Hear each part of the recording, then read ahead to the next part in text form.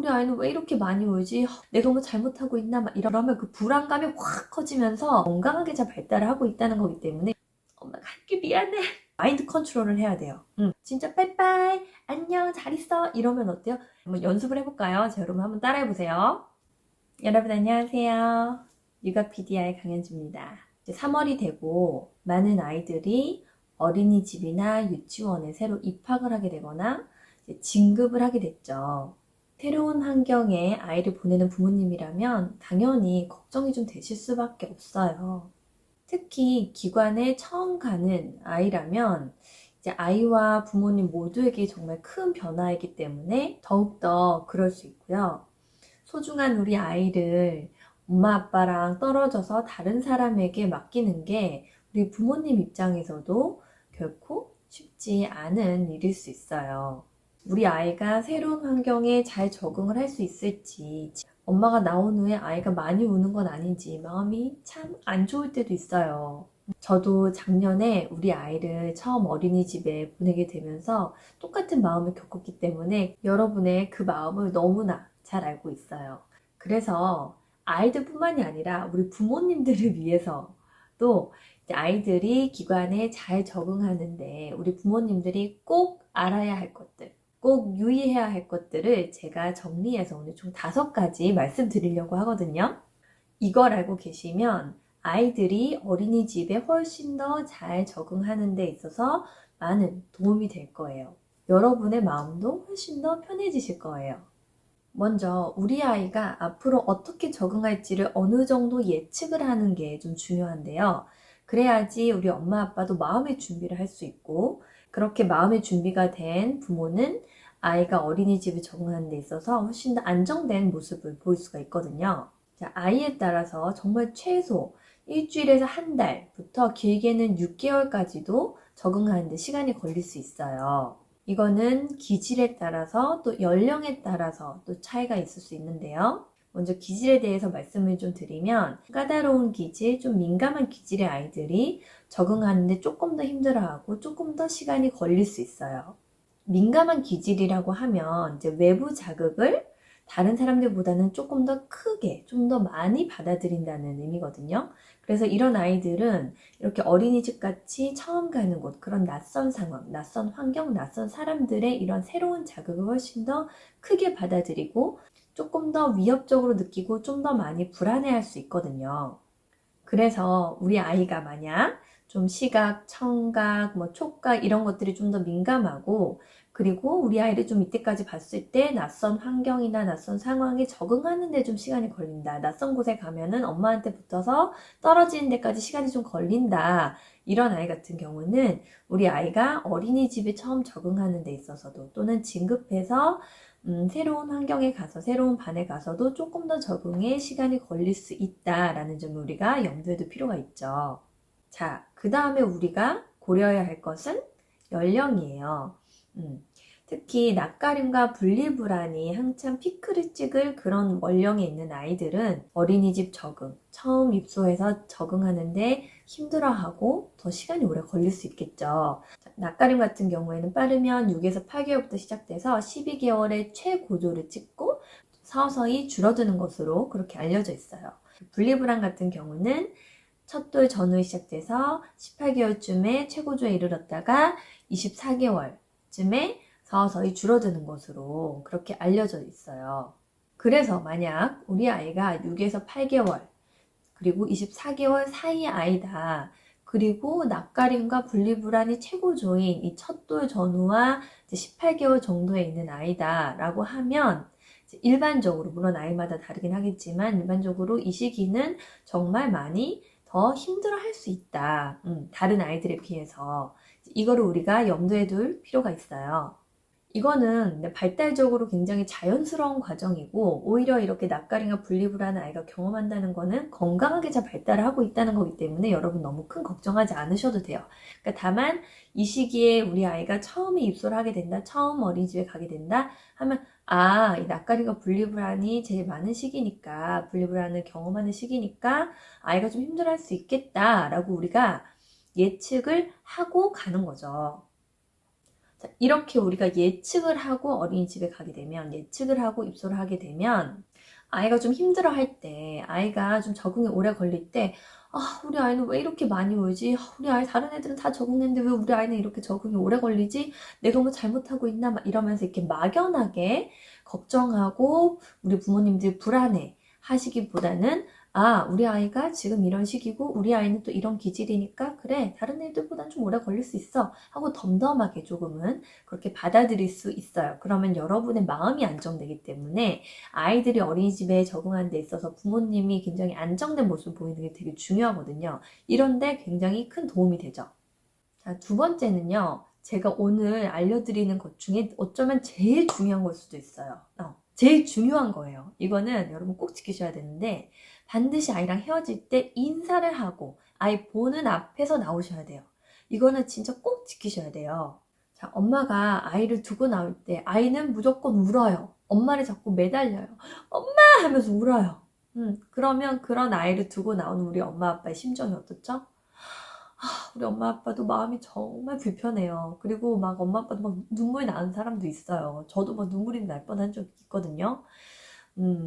그래서 이제 아이가 좀 이렇게 조금 진정하고 어떤 놀잇감에 집중을 하고 있거나 선생님이랑 좀 놀이를 하고 있거나 다른 데 보면서 이제 좀 안정된 것처럼 보일 때 우리 부모님들이 이제 애가 이제 좀 괜찮은가 보다.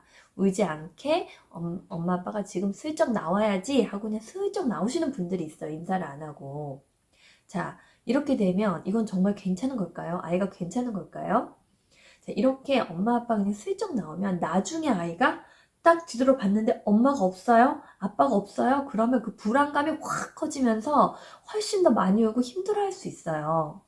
그리고 이런 경험을 한두 번 한 아이는 어때요? 아, 어린이집 가서 내가 이곳에 와서 잠깐만 딴 데 보면은 우리 엄마가 가버리는구나 하면서 막 불안해하면서 어린이집 가는 것 자체가 불안하고, 가서도 엄마가 갈까봐 더 엄마를 붙잡고 매달리고 울 수 있겠죠. 그래서 우리 부모님들은 아이가 분명히 엄마 아빠가 인사하고 나가면, 엄마 아빠가 그냥 보는 앞에서 나가면 분명히 울고 힘들어 할 거예요. 그렇지만 좀 더 장기적인 면에서, 그리고 진짜 아이를 위한다면 우리가 좀 우는 모습을 우리가 견뎌내면서 인사를 하고 보는 앞에서 나오셔야 됩니다. 자, 그러면 또 한 가지 중요한 게 있죠. 자, 그럼 어떻게 인사를 하고 나와야 하는가? 이것도 되게 중요해요. 되도록이면 아이 앞에서 덤덤하고 밝은 모습으로 인사를 하고 나오세요. 엄마랑 아이가 헤어질 때 엄마도 막 힘들어하는 모습을 보이고 엄마가 막 눈물을 보이고 이러면 아이는 그 감정에 동요가 돼요. 같이 동조가 되면서 아이도 막 같이 더 힘들어할 수 있어요. 그리고 어때요? 엄마가 우는 거 보니까 여기가 위험한 곳인가 봐, 여기는 안전한 곳이 아닌가 봐, 이거 정말 큰일 나는 건가 봐, 이거 되게 안 좋은 상황인가 봐 하고 아이는 굉장히 불안해할 수 있어요. 아이들은 이렇게 엄마 아빠의 표정과 태도를 보고 이게 지금 어떤 상황인지를 파악하거든요. 이거를 전문 용어로 사회적 참조라고 해요. 이런 사회적 참조는 정말 아이가 기어다니는, 정말 어린 시기부터 아이들이 할 수 있는 능력이거든요. 그래서 어린이집에서도 아이들이 엄마 아빠의 표정을 보고 사회적 참조를 하기 때문에 이곳이 지금 어떤 곳이고 이게 어떤 상황인지를 파악하기 때문에 우리 엄마 아빠가 이곳은 편안한 곳이야, 이것은 안전한 곳이야, 엄마도 편안해, 너도 괜찮을 거야 하는 이런 표정과 태도를 보이는 게 중요해요. 자, 그래서 아이한테 엄마가 할게 미안해 하고 이렇게 울면서 나오지 말라는 거예요. 이렇게 미안해 이런 말 하지 말고, 또는 이제 덤덤하게 밝게 나오라고 했더니 이제 마음은 슬픈데, 마음은 안 좋은데 밝게 웃으라고 했더니 눈은 막 웃는데, 눈은 슬픈데 막 미소를 지어요. 슬픈 미소를 지으면서 잘 지내고 있어? 막 이러면서 이제 그러지 말라는 거예요. 정말 여러분이 이 인사를 하고 어린이집에 갈 때는 우리 부모님이 나름대로 마인드 컨트롤을 해야 돼요. 어떻게 마인드 컨트롤 한다? 여러분도 이렇게 생각을 하셔야 되죠. 어린이집에서 우리 아이는 잘 지낼 거야. 여기는 좋은 곳이야. 아이가 어린이집에 잘 적응을 빨리 하는 것이 우리 모두를 위해서 좋은 거야.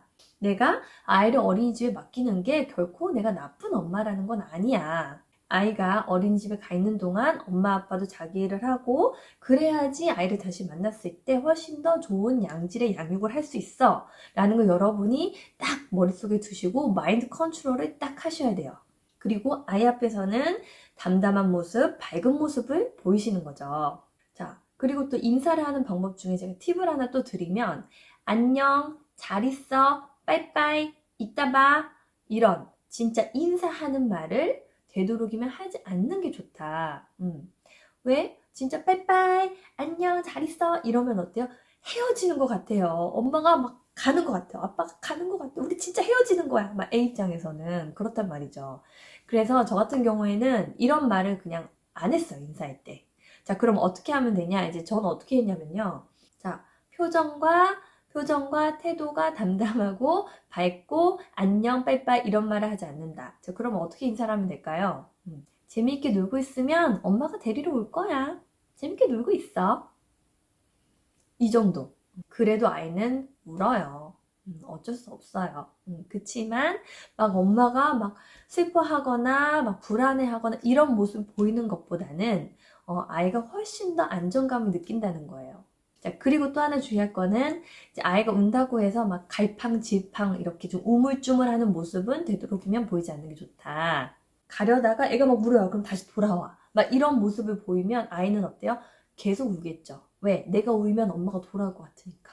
그러니까 막 애가 울면 엄마 다시 돌아와. 그럼 또 애가 막 그걸 좀 안정 찾았다 엄마가 또 가려고 하면 또 울어. 그럼 또 다시 돌아와.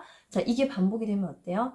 아이가 계속 울면서 적응하는데 더 힘들어할 수 있어요. 자, 그래서 갈 때는 이제 인사를 부드럽게 하고, 그러니까 너무 매정하게 나오라는 건 아니지만 방금처럼 제가 말씀드린 것처럼 인사를 하고 이렇게 나오시는 거죠. 자, 그러면 우리 한번 인사를 한번 연습을 해볼까요? 자, 여러분 한번 따라해보세요. 재밌게 놀고 있으면 엄마가 데리러 올 거야. 재밌게 놀고 있어? 따라해보세요. 시작! 재밌게 놀고 있으면 엄마가 데리러 올 거야. 재밌게 놀고 있어? 해보셨나요? 네. 여러분 잘 하실 수 있을 거예요. 네 번째는요. 제가 아까 아이들이 사회적 참조를 한다고 말씀드렸잖아요. 아이들이 엄마 아빠의 표정을 보고 이곳이 어떤 상황인지, 이게 지금 어떤 상황인지를 파악한다고 제가 말씀을 드렸어요. 자, 그렇기 때문에 우리 부모님이 어린이집에서 굉장히 편안하고 안정되고 그런 모습을 보이시는 게 중요한데요. 그 방법 중에 하나가 이제 선생님이랑 편안하게 대화하는 모습을 보이시는 거예요. 밝은 모습으로. 자, 먼저 인사를 드리고, 뭐, 우리 누구가 오늘 어땠어요? 막 이렇게 하면서 이제 인사도 드리고, 어머, 여기 재미있는 장난감도 많이 있네요.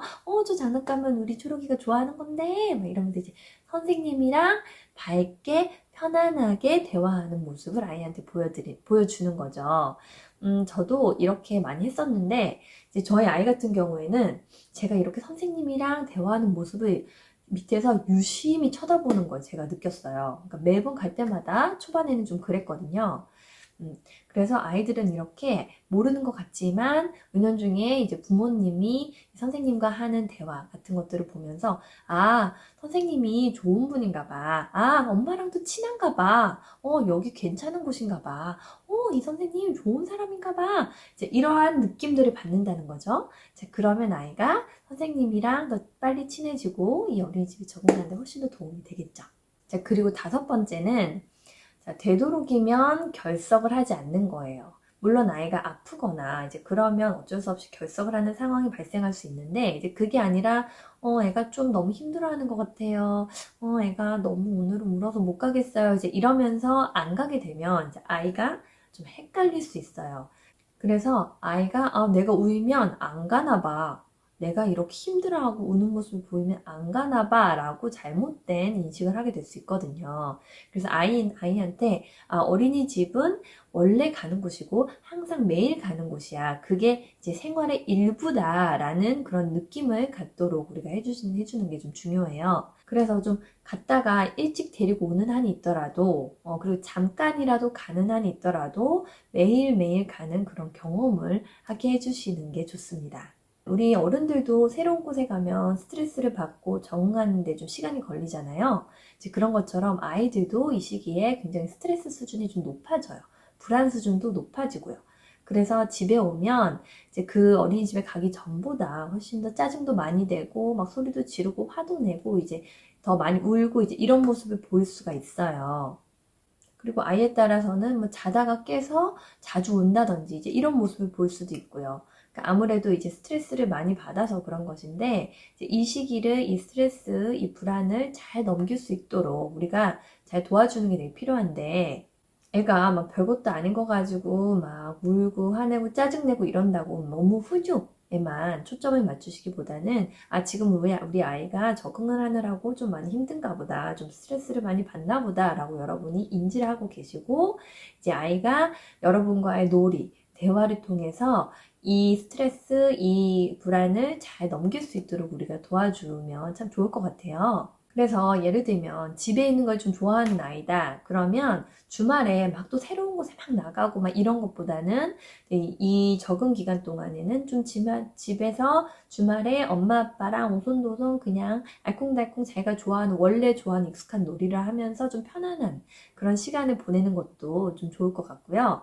좀 활동적인 아이다. 그러면 엄마 아빠랑 이제 밖에 나가서 막 뛰어놀기도 하고, 그리고 애가 원래 새로운 거 좀 좋아하는 아이다. 아니면 뭐 밖에 나가서 뭐 키즈카페, 자기가 좋아하는 키즈카페가 있다. 그러면 막 또 이제 아이가 지금 새로운 곳에 적응을 하고 있잖아요. 그러니까 막 너무 새로운 곳에 가기보다는 아이가 기존에 좀 좋아했던 곳, 아이가 기존에 좋아했던 뭐 키즈카페든지 뭐 또 공원이라든지 이런 데 가서 막 몸을 쓰면서 에너지 발산을 하면서 스트레스를 해소하는 그런 경험을 할 수 있도록 도와주는 것도 좋아요.